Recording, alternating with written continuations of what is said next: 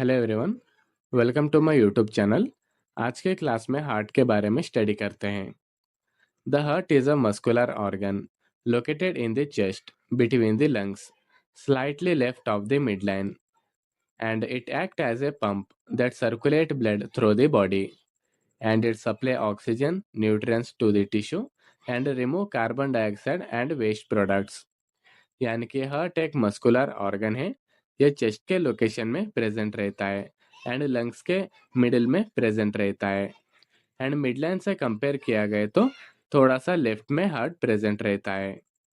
And heart का main work देखा गया तो ये ब्लड को पंप करने में हेल्प करता है, यानी कि ब्लड को हमारे सारे बॉडी में सर्कुलेट करने में हार्ट हेल्प करता है। एंड ऑक्सीजन एंड न्यूट्रिएंट्स को टिश्यू तक कैरी करता है and carbon dioxide and waste products को हमारे ब्लड से रिमूव करता है। एंड नेक्स्ट हम हार्ट के डायमेंशंस के बारे में स्टडी करते हैं। हार्ट का शेप देखा गया तो मेनली क्लोज फिस्ट शेप में प्रेजेंट रहता है। एंड इसका वेट देखा गया तो नॉर्मल अडल्ट में मेल्स में 310 ग्राम्स रहता है एंड फीमेल्स में 225 ग्राम वेट प्रेजेंट रहता है। एंड हार्ट का लेंथ देखा गया तो 12 सेंटीमीटर लॉन्ग रहता है एंड इसका विड्थ देखा गया तो 9 सेंटीमीटर वाइड रहता है। एंड हार्ट का डेप्थ देखा गया तो 6 सेंटीमीटर डीप हार्ट का प्रेजेंट रहता है।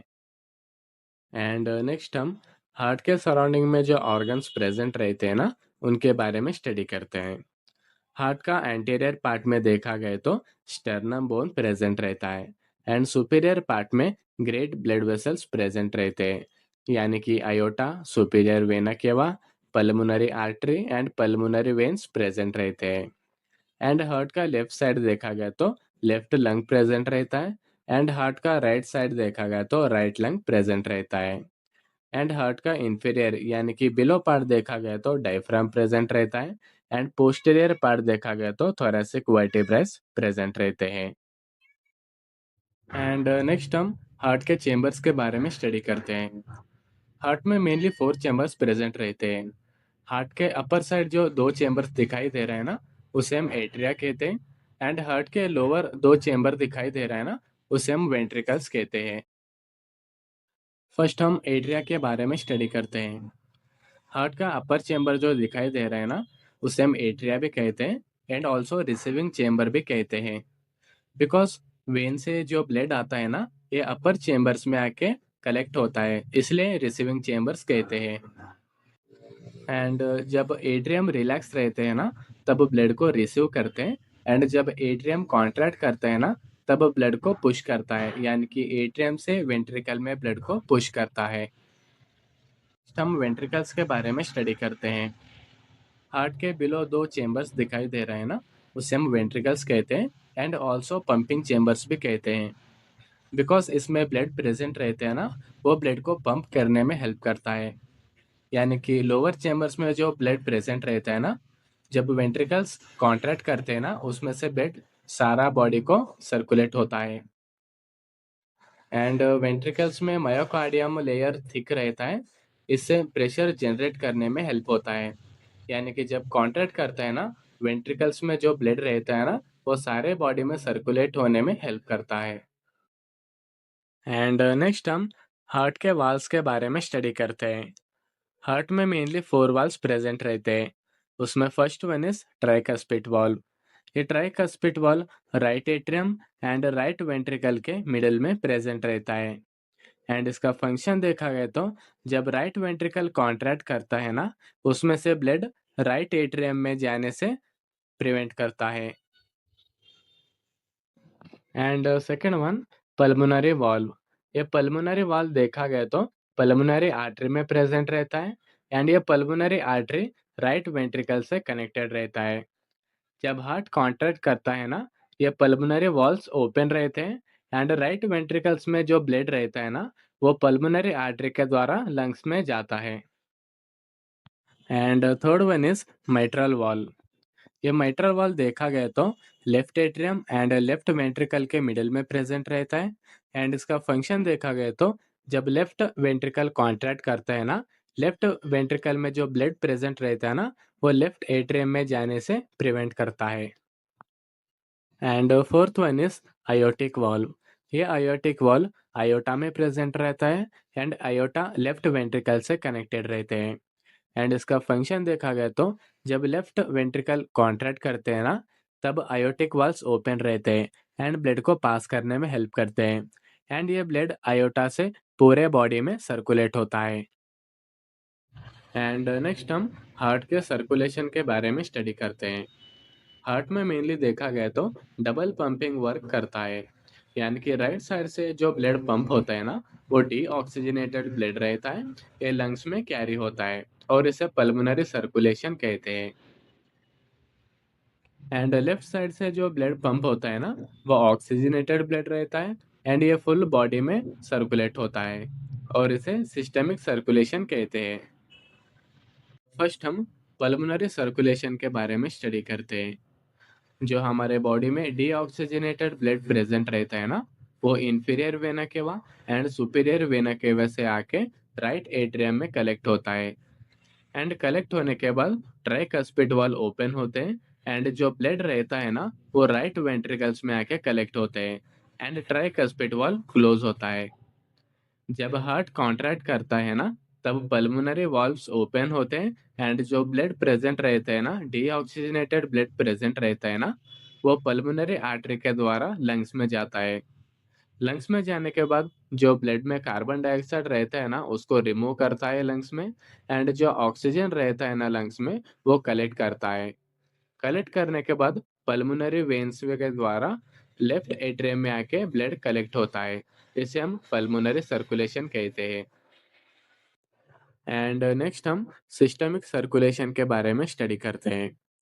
जो ऑक्सीजनेटेड ब्लड प्रेजेंट रहता है ना, वो पल्मोनरी वेन से आके लेफ्ट एट्रियम में कलेक्ट होता है।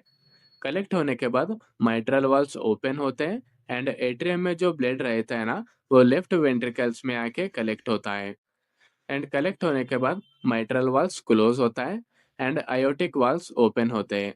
जब लेफ्ट वेंट्रिकल कॉन्ट्रैक्ट करता है ना, जो ऑक्सीजनेटेड ब्लड प्रेजेंट रहता है ना, वो आयोटा के द्वारा सारे बॉडी में सर्कुलेट होता है। एंड सर्कुलेट होने के बाद हमारे बॉडी में जो टिश्यू रहते हैं ना, वो ऑक्सीजन को ऑब्जर्व कर लेते हैं एंड कार्बन डाइऑक्साइड को रिमूव करते हैं। ये कार्बन डाइऑक्साइड ब्लड में कलेक्ट होता है। कलेक्ट होने के बाद फिर से inferior vena cava and superior vena cava से आके राइट एट्रियम में आके कलेक्ट होते हैं। इसे हम सिस्टेमिक सर्कुलेशन कहते हैं। एंड ये हार्ट सर्कुलेशन सिंपल में देखा गया तो हमारे बॉडी में जो डीऑक्सीजनेटेड ब्लड प्रेजेंट रहता है ना, वो inferior vena cava and superior vena cava से आके राइट एट्रियम में कलेक्ट होते हैं।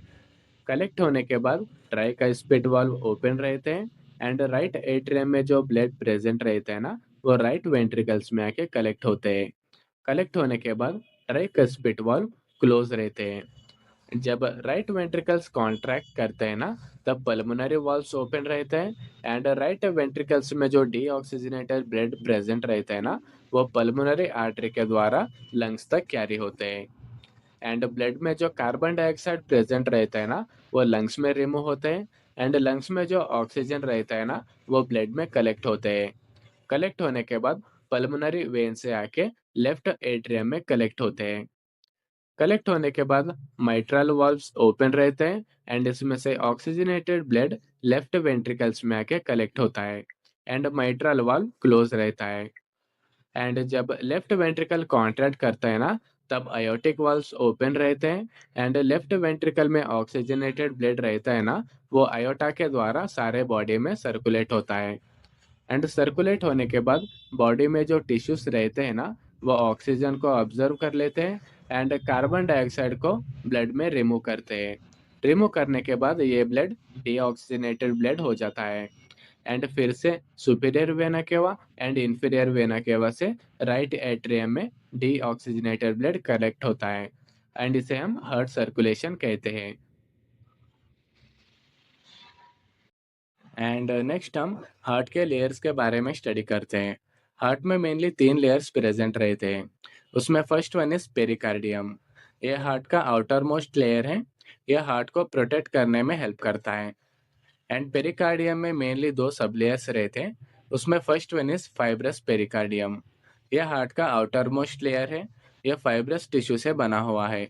यह हार्ट को इलास्टिसिटी प्रोवाइड करता है एंड प्रोटेक्शन करता है एंड हार्ट को ओवर डायलेशन होने से प्रिवेंट करता है। And second is serous pericardium. ये पेरिकार्डियम लेयर का इनर लेयर है एंड इसमें दो टाइप्स रहते हैं। उसमें first one is parietal pericardium. ये सीरस पेरिकार्डियम का आउटर लेयर है एंड ये पेरिकार्डियम से कांटेक्ट में रहता है। And second is visceral pericardium. ये सीरस पेरिकार्डियम का इनर लेयर है। ये मायोकार्डियम से अटैच रहता है। And next is pericardial fluid. ये pericardial fluid fibrous pericardium and serous pericardium के मिडिल में प्रेजेंट रहता है। एंड इसका फ्लूइड का वॉल्यूम देखा गया तो 15 टू 50 ml प्रेजेंट रहता है। एंड इसका वर्क देखा गया तो लुब्रिकेशन का वर्क करता है। यानी कि दोनों लेयर्स के मिडिल में जो फ्लूइड प्रेजेंट रहता है ना, वो फ्रिक्शन को प्रिवेंट करने में हेल्प करता है। And second one is myocardium. यह मायोकार्डियम हार्ट का मिडल लेयर है एंड कार्डियक मसल से बने हुए हैं। ये कार्डियक मसल ओनली हार्ट के मिडल लेयर में प्रेजेंट रहते हैं एंड इनवॉलेंटरी मूवमेंट्स रहते हैं एंड हार्ट को कॉन्ट्रैक्ट करने में भी हेल्प करते हैं। And third one is endocardium. यह हार्ट के चेंबर एंड वॉल्स में लाइनिंग्स प्रेजेंट रहते हैं, उसे हम एंडोकार्डियम कहते हैं। ये थिन एंड स्मूथ मेम्ब्रेन रहते हैं एंड ये फ्लैट एंड एपिथेलियम सेल से बने हुए हैं।